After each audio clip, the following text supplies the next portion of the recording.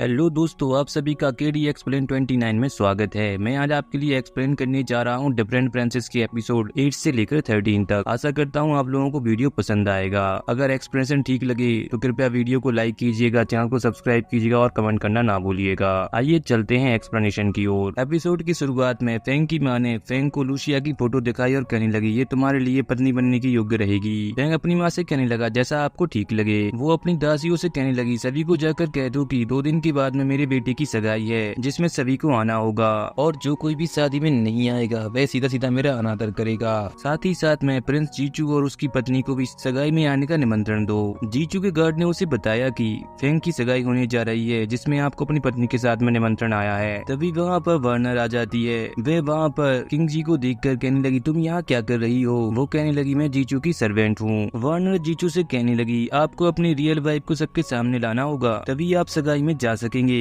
King जी उन्हें टोकते हुए कहने लगी, मैं आपकी पत्नी बनकर चलने के लिए तैयार हूँ। वार्नर उससे कहने लगी, अगर तुम ऐसा करोगी तो ये एम्परर को धोखा देने वाली बात होगी। तब जीचू कहने लगा, हाँ तुम मेरी पत्नी बन तो सकती हो, ठीक है तो मैं तुम्हें अपने साथ ले चलता हूँ। किंग जी को तैयार किया जाता है, जहाँ उसे पता लगता है कि जीचू ने एक बहुत स्ट्रॉन्ग सर्वेंट को उसकी देखभाल करने के लिए रखा है, ताकि वह कुछ भी उल्टा सीधा ना कर सके। जैसे ही किंग जी तैयार होकर बाहर आती है, जीचू उसे देखता ही रह जाता है। वो पास में आकर कहने लगी, चलिए प्रिंसेस चलते हैं। घोड़ा गाड़ी में वह जीचू से कहने लगी, थोड़ा साइड हो जाइए ताकि मैं आपके बगल में बैठ सकूं। जीचू उससे कहता है, तुम मेरी सर्वेंट हो इसलिए तुम्हें मैट पर बैठना होगा। जाते हुए किंग जी उससे पूछने लगी, आपको किस तरह की लड़कियां पसंद हैं? जीचू कहने लगा, तुम्हें इससे क्या करना है? जैसे ही वे लोग वेंकेट हॉल पहुंचे, जीचू किंग जी को रोकते हुए कहने लगा, पहले मैं उतरूंगा। जीचू के बाहर आने के बाद में किंग जी वहाँ पर आती है। फिर हम लोगों को लूसिया हर्ब बनाते हुए दिखाई गई, जहाँ पर उसके पिता आकर कहते हैं, चलो बेटा वेंकेट हॉल में सभी लोग तुम्हारा इंतजार कर रहे हैं। वेंकेट हॉल में लूसिया आकर किंग जी के बगल में बैठती है। वो किंग जी से कहने लगी, आप जरूर किंग जी होंगी। मैंने आपके बारे में सुना है कि आप शादी के बाद से ही बीमार चल रही हैं। अगर आप चाहें तो मैं आपके लिए एक बढ़िया मेडिसिन बना सकती हूँ, जिससे आप जल्दी ही ठीक हो जाएंगी।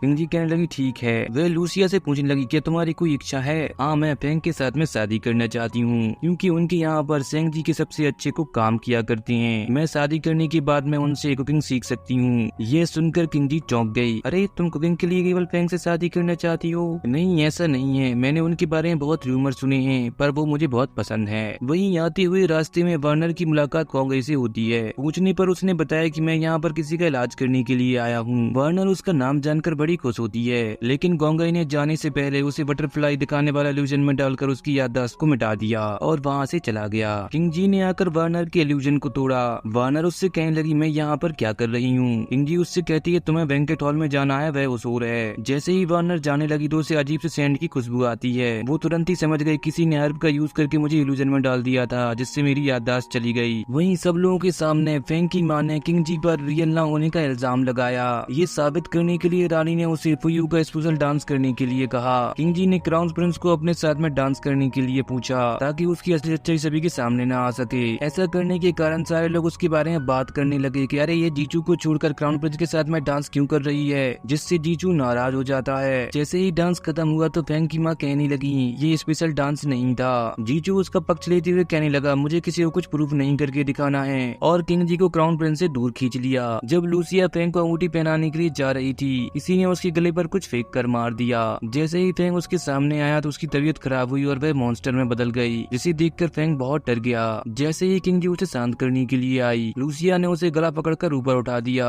जीचू और क्राउन प्रिंस ने आकर किंग जी की जान को बचाया। राजा ने इस केस को इन्वेस्टिगेट करने के लिए जीचू को जिम्मेदारी सौंपी। आगे हम लोग जान पाते हैं कि लूसिया की ईस्ट ऑफिस में मौत हो गई। जीचू ने वहाँ जाकर गार्ड से पूछा कि कल्प्रिट कौन था। गार्ड्स कहने लगे, हमें तो कोई पता नहीं लगा। अंदर जाकर जीचू लाश को देखकर कहने लगा, इसे देखकर ऐसा तो नहीं लगता है कि इसने सुसाइड किया होगा। बाद में वह किंग जी से कहता है, आज तुम्हें क्या हो गया है, तुम बिल्कुल शांत हो। किंग जी उससे कहने लगी, अब मैं क्या ही बोलूं। आगे वार्नर गोंगई के पास मिलने पहुंची। वे उसके सैंड की खुशबू से पहचान गई कि कल हम लोग मिले थे। गोंगई उससे कहने लगा, क्या आप यहाँ पर ये जानने के लिए आई हैं कि मैंने आपकी याददाश्त कल क्यों मिटा दी थी? वार्नर उससे कहने लगी, नहीं मैं ऐसा कुछ नहीं जानना चाहती हूँ, आप मेरे भाई के अच्छे दोस्त हैं, मैं इसी बात से संतुष्ट हूँ। गोंगई कहने लगा, मैंने आपके बारे में जो कुछ सुना था आप उससे भी ज्यादा अच्छी हैं। तब वार्नर ने उनसे उसका नाम पूछा। वो कहने लगा, मेरा नाम गोंगई है। उधर किंग जी बैठकर गोंगई और वार्नर के संबंध के बारे में सोच रही थी कि गोंगई एक बड़ा ही विचित्र आदमी है, मैं वार्नर को उससे कैसे दूर करूंगी। तभी वार्नर उसके पास आकर बैठ जाती है। किंग जी उससे पूछने लगी, तुम गोंगई को पसंद क्यों क्यों करती हो। वार्नर उससे कहने लगी वह दूसरे लोगों से कुछ हटकर है। किंग जी उससे कहने लगी वो तुम्हें चोट भी पहुंचा सकता है। वार्नर वो ऐसा कभी नहीं करेगा। किंग जी सोचने लगी प्यार में पड़े लोगों का कुछ भी नहीं हो सकता। किंग जी वार्नर से पूछती है तुम मेरा एक काम करोगी। वार्नर ने कहा क्या। मैं जीजू के घर को छोड़कर जाना चाहती हूँ। वार्नर कहने लगी मैं इसमें आपकी कोई मदद नहीं कर सकती हूँ। तभी वहाँ पर जीजू आ गया। किंग जी उससे कहने लगी प्रिंस आप मुझे यहाँ से भगा क्यों नहीं देती हो। मैं तो आपकी एक छोटी सी दासी ही हूँ ना। अच्छा तुम यहाँ से भागकर क्राउन प्रिंस के पास जाना चाहती हो। हाँ कुछ वैसा ही है। किंग जी कहने लगी मैंने तुम्हें सब कुछ बता दिया है अब मैं यहाँ नहीं रुक सकती हूँ क्योंकि तुम मुझे मार भी सकते हो। किंग जी के जाने के बाद में वार्नर अपने भाई से कहने लगी आपको किंग जी के बारे में कुछ गलतफहमी है भाई। वो क्राउन प्रिंस के पास नहीं बल्कि जिंग जी लाइब्रेरी में जाना चाहती है। फिर भी दोनों जाकर क्राउन प्रिंस से लाइब्रेरी में मिलती हैं जहाँ उन दोनों को ये बात पता लगती है कि क्राउन प्रिंस लूसिया के केस को इन्वेस्टिगेट कर रही हैं। क्राउन प्रिंस किंग जी के साथ में उस सेल में पहुंचे जहाँ पर लूसिया की मृत्यु हुई थी।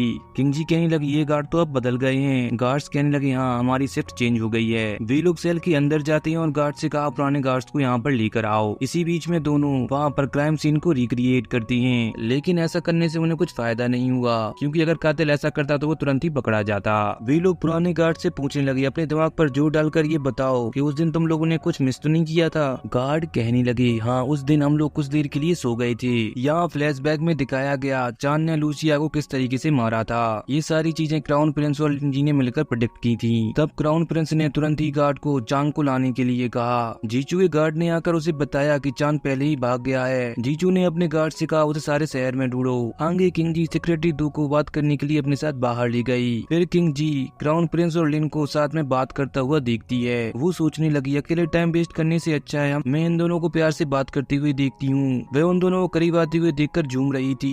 तभी वहाँ पर जीजू आ गया। किंग जी उसे चुप कराते हुए वहाँ से बाहर ले आई। वह उससे कहने लगी तुम इतनी जल्दी इस ऑफिस से वापस कैसे आ गए। तभी गार्ड ने आकर बताया रानी वही ने सांगयान को यहाँ लाने से मना कर दिया है कहते हुए कि वह बीमार है। किंग जी तुरंत कहने लगी वो कोई बीमार नहीं है वह तो बीमार होने का नाटक कर रही होगी। क्राउन प्रिंस वहाँ आकर किंग जी से कहने लगा चलो मैं तुम्हें स्टडी रूम में छोड़ देता हूँ। किंग जी कहती है कोई नहीं पहले तुम जाकर लिन को छोड़ कर आओ। वहीं गार्ड ने चांद को पकड़ लिया था। वे लोग उसे जीचू के सामने लाती हैं। जीचू उससे पूछने लगा तुमने उन दोनों को क्यों मारा। चांद कहने लगा मैंने उन्हें अपनी इच्छा से मारा था क्योंकि मैं ये नहीं चाहता था कि कोई डीमन प्रिंस फेंग से शादी करे। जीचू ने उसे जेल में डालने का आदेश दे दिया।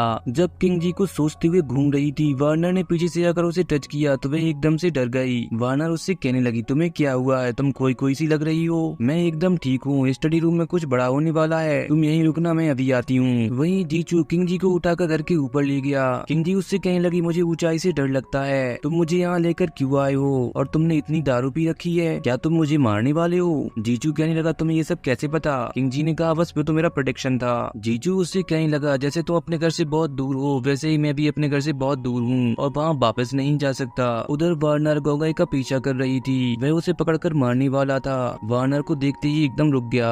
वह उससे पूछने लगा तुम मेरा पीछा क्यों कर रही हो। मैं चाहती हूँ आप चलकर मेरे भाई का इलाज करें। गोगाई ने साफ साफ मना कर दिया। इधर किंग जी जा रही थी उसके पास में जीचू का गार्ड आया तो वह एकदम से डर गई। वो किंग जी को थैंक्स कहने लगा। किंग जी उससे कहती है क्या तुमने पी रखी है। गार्ड कहने लगा नहीं तो आपने मेरे प्रिंस की उनकी परेशानी में मदद की इसलिए मैं आपको थैंक्स कह रहा हूँ। तुम्हारे प्रिंस जबरदस्ती मुझे उठाकर ऊपर ले गए थे एक पल के लिए तुम्हें डरी गई थी कि वो तो मेरा काम तमाम ही कर देंगे। गार्ड कहने लगा मेरे प्रिंस ऐसे बिल्कुल नहीं है वो किसी भी इनोसेंट को नहीं मारती हैं। आगे क्राउन प्रिंस को किंग जी ने मिलने के लिए बुलवाया। वो उनसे कहने लगी रात को मैंने एक प्रोग्राम रखा है उसमें आपको आना होगा। वार्नर किंग जी का इन्विटेशन लेकर गोगाई के पास पहुंची। वह उससे कहने लगी रात में किंग जी ने एक प्रोग्राम रखा है उसमें आपको आना होगा। फिर सारे लोग रात में एक साथ इकट्ठा होती हैं। किंग जी उन सभी का आने के लिए स्वागत करती है। किंग जी कहने लगी आप सभी लोग अपनी अपनी आंखें बंद कर लें और अच्छी मोमेंट्स को याद करें। वहाँ पर सभी को अपने अपने बचपन की यादें याद आती हैं जब सभी लोग मिलकर साथ में खेला करते थे। अब वे इस पल को एक बार फिर से जीना चाहती हैं इसलिए भी लोग हाइड एंड सीक का गेम खेलने लगे जहाँ पर क्राउन प्रिंस लिन के करीब आ गया तो वहीं फेंग उस हादसे को याद करते हुए काफी डर गया था। इसी के साथ में ये एपिसोड यहाँ पर ही खत्म हो जाता है।